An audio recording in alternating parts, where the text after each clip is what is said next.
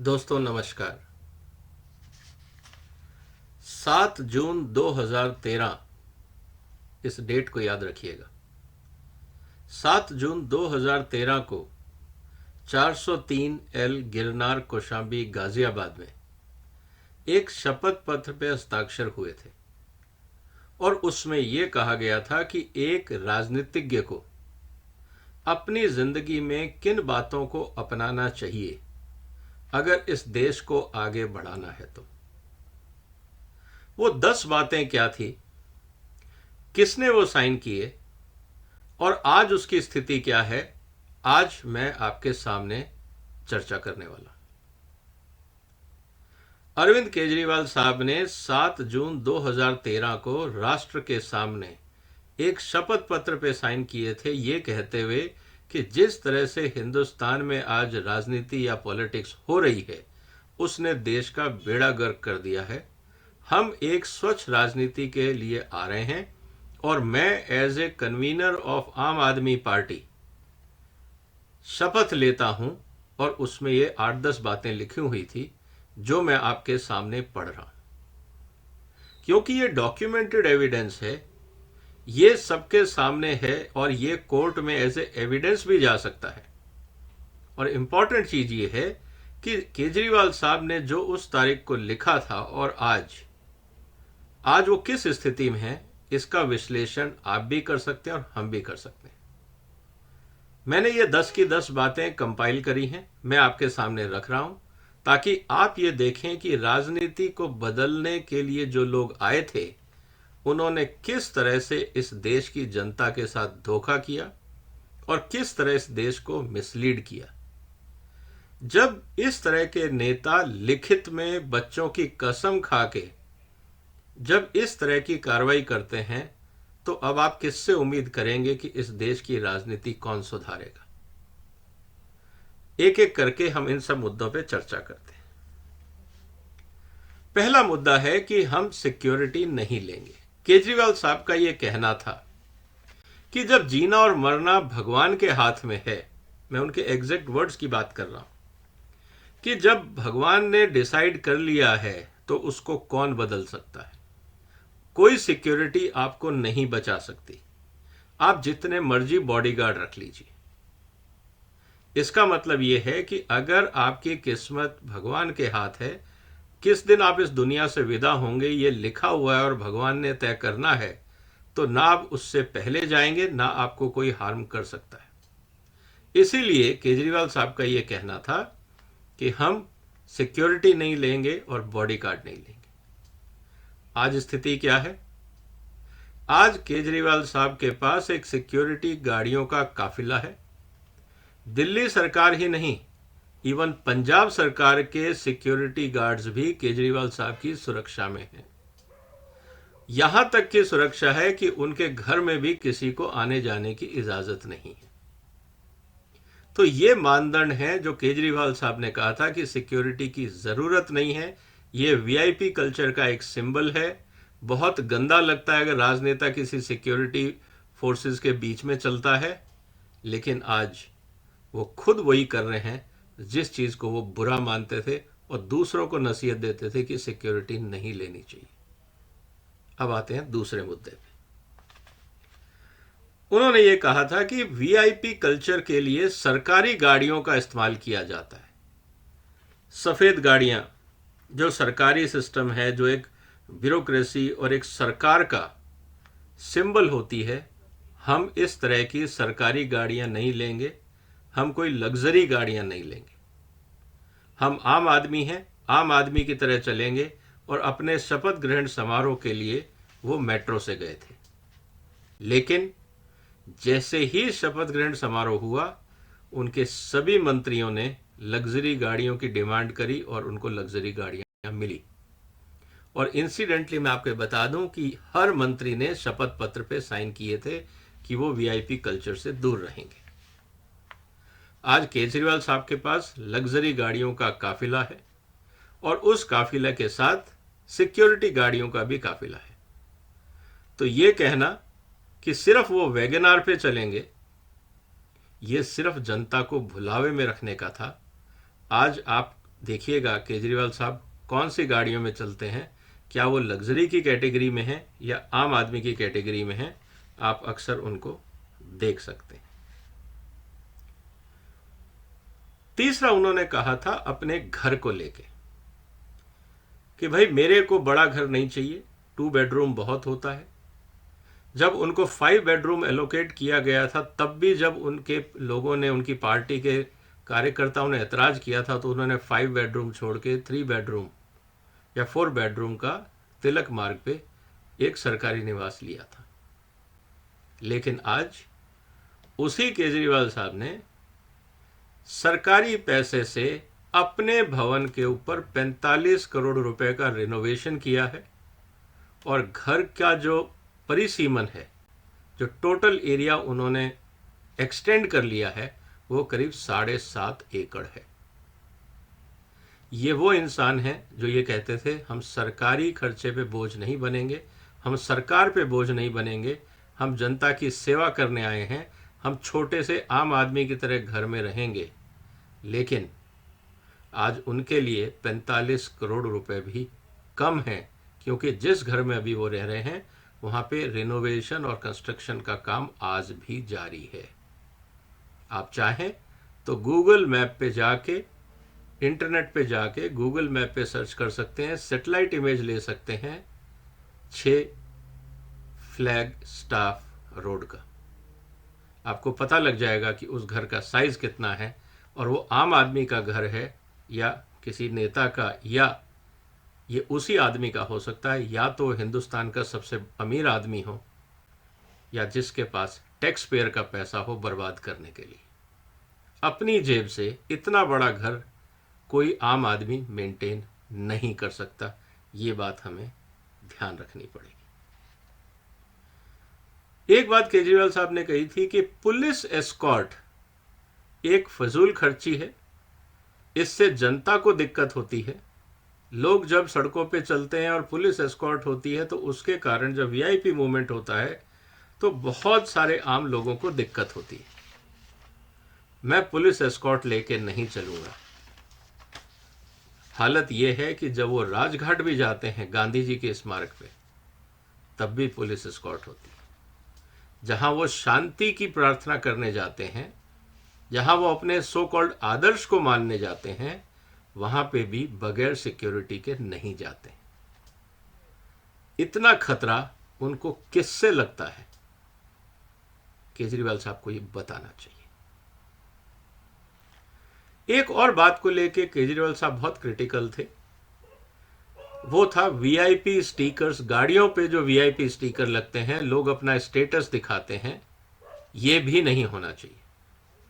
उनका ये कहना था कि ये जो वीआईपी स्टिकर्स लगते हैं गाड़ियों पे, ये एक समाज में बंटवारा करते हैं, वीआईपी वर्सेस आम आदमी डिफ्रेंसिएशन करते हैं। लाल बत्ती लगाना, वीआईपी स्टिकर लगाना, ये सब एक डेमोक्रेसी में नहीं होना चाहिए, क्योंकि सब बराबर हैं। आज स्थिति ये है कि केजरीवाल साहब के हर गाड़ी पे, उनके हर एमएलए की गाड़ी पे, हर जगह वीआईपी स्टिकर्स हैं। अगर उनको लगता है कि स्टिकर हटाना इंपॉर्टेंट है तो सबसे पहले अपनी और एमएलए की गाड़ियों के ऊपर से स्टिकर क्यों नहीं हटा देते। ये तो बहुत आसान काम है, कागज फाड़ना ही तो है, लेकिन नहीं हो पा रहा है। तो कथनी और कहना कुछ और, करना कुछ और। कथनी और करनी में कितना फर्क है ये आपके सामने है। एक और मुद्दा जो आता है जिसको लेके वो काफी विचलित थे कि जब टोल टैक्स पे गाड़ियां चलती हैं, मतलब कि हाईवेज पे गाड़ियां चलती हैं, तो वहां पे टोल टैक्स वीआईपीज नहीं देते हैं। एक बोर्ड लगा होता है कि राज्यों के मंत्री, मुख्यमंत्री वगैरह वगैरह टोल टैक्स नहीं देंगे। क्या केजरीवाल साहब ने पंजाब सरकार में, जहां उनकी अपनी सरकार है, दिल्ली जहां उनकी अपनी सरकार है, क्या उन्होंने मंत्रियों और सिर्फ इस तरह के वीआईपीज के ऊपर टोल टैक्स हटा दिया है, या उसका भी भोग या उपभोग अभी तक कर रहे हैं?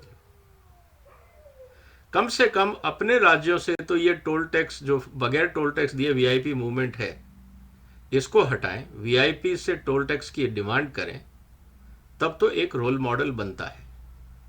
लेकिन सिर्फ ये कहना कि वीआईपीज को टोल टैक्स देना चाहिए, ना उनके मंत्री देते हैं, ना उनके एमएलएस देते हैं, ना वो खुद देते हैं, तो फिर ये ढोंग क्यों रचा था कि वीआईपीज को टोल टैक्स देना है? अब तो सरकारें आपकी हैं, कम से कम अब तो वो कानून बदल दो। आम आदमी की तरह मंत्रियों और संतरियों और एमएलएस को भी तो टैक्स देने दो। क्यों नहीं हो पा रहा केजरीवाल साहब से? तो 7वां मुद्दा भी केजरीवाल साहब अपनी जबान पे नहीं रख पाए। 8वां इशू जो बहुत इंटरेस्टिंग था कि एयरपोर्ट पे जब वीआईपी जाते हैं तो उनकी फ्रिस्किंग क्यों नहीं होती आम आदमी की तरह? उनको वीआईपीज की तरह क्यों ले आया जाता है? तो केजरीवाल साहब जब भी एयरपोर्ट से ट्रैवल करते हैं या उनके एमएलए एमपीज ट्रैवल करते हैं, मंत्री ट्रैवल करते हैं, तो क्या उन्होंने इंसिस्ट किया सीआईएसएफ को कि आप उनकी फ्रिस्किंग करें? क्या इस तरह का आदेश दिल्ली सरकार और पंजाब सरकार ने इशू किया कि उनके जितने एमएलए एमपी मंत्री हैं इनका कोई एग्जम्पशन नहीं होगा, इन सब की फ्रिस्किंग होगी, इनके बैग्स चेक होंगे? अगर ऐसा होता तो मुझे लगता है बहुत सारा जो पैसा लीकर मामले में जो बात आ रही है कि किस तरह से मनी ट्रांसफ़र हुआ है, शायद हो सकता है इन बैग्स में मिल जाता। लेकिन फ्रिस्किंग नहीं हुई तो कहीं ऐसा तो नहीं कि नेताओं की फ्रिस्किंग इसलिए नहीं होती क्योंकि काला धन एक जगह से दूसरी जगह आराम से चला जाए? सोचिए जरा। तो केजरीवाल साहब ने कहा था फ्रिस्किंग होनी चाहिए, तो क्यों नहीं करवाई गई?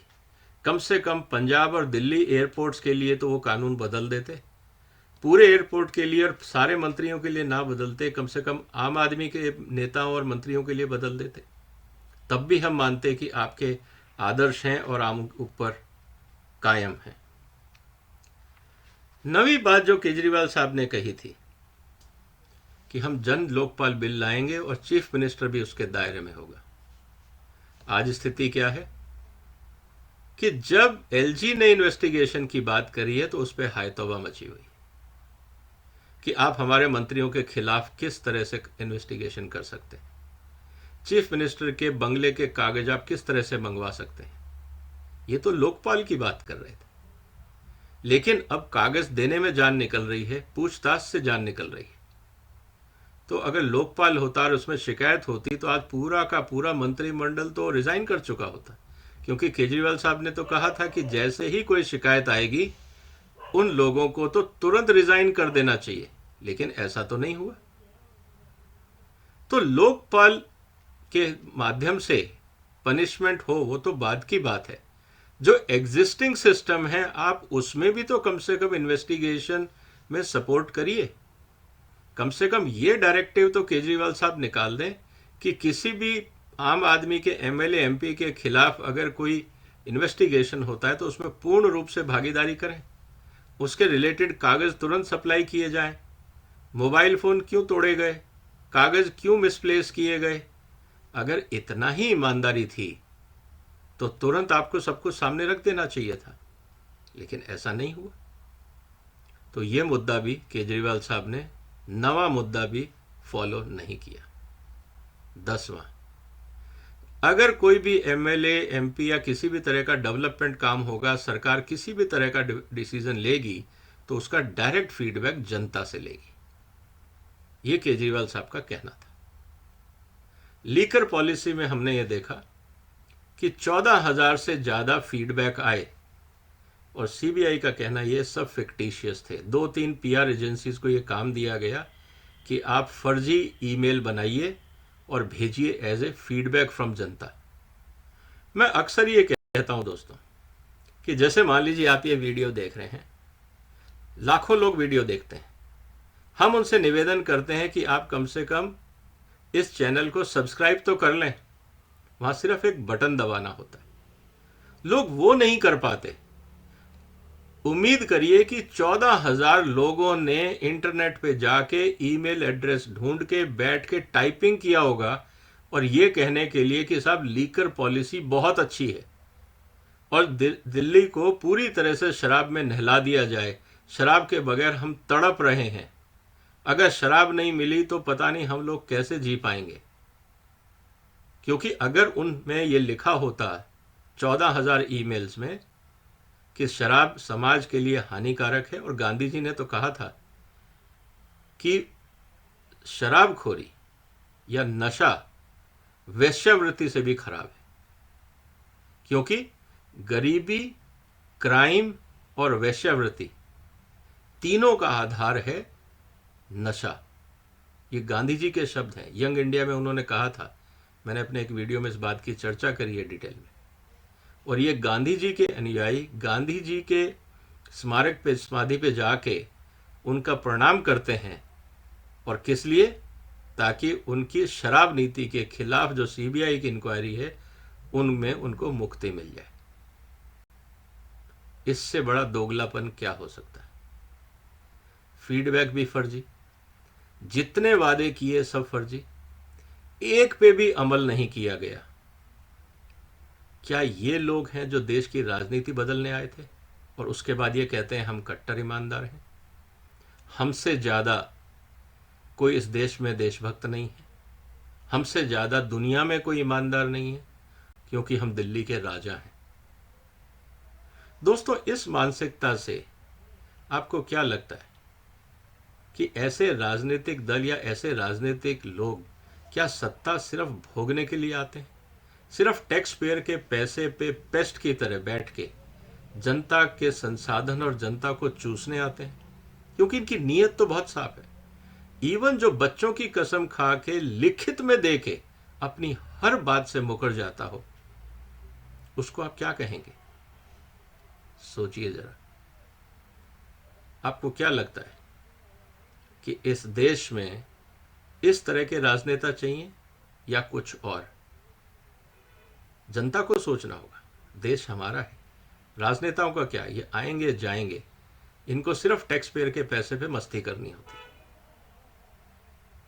ये इंपॉर्टेंट चीज जब तक हम लोग नहीं समझेंगे, हम तक as a public, as a voter, जब तक हम जागरूक नहीं होंगे, ऐसे लोग आएंगे, हमारा फायदा उठाएंगे, टैक्स पेयर के पैसे पे मस्ती करेंगे, 2 4 5 महीने, साल 2 साल जेल में रहेंगे, और जो काली कमाई इकट्ठी की हुई है उससे पूरी जिंदगी ऐश करेंगे। ये होता है इस देश में। कब तक चलेगा? आपको सोचना है, हमको सोचना है। अगर आपके पास कोई सुझाव है तो कमेंट बॉक्स में लिखिए। जरूरी है समाज में एक जागरूक नागरिक हो के हमारे कोई चीज़ों पे चर्चा करना, नहीं तो ये देश बहुत बुरे दिनों से गुजरेगा। अगर आपको ये चर्चा पसंद आई, इसको शेयर करिए। हम सबकी जिम्मेवारी है एक जागरूक समाज बनाना। इस चैनल को सब्सक्राइब करिए, बाकी दोस्तों के साथ शेयर करिए, उनको बोलिए सब्सक्राइब करिए। हमें इस समाज को अगर बदलना है तो सोच बदलनी होगी। आपने वक्त निकाला, आपका धन्यवाद। फिलहाल वंदे मातरम। जाते जाते सब्सक्राइब जरूर कर लीजिएगा। धन्यवाद।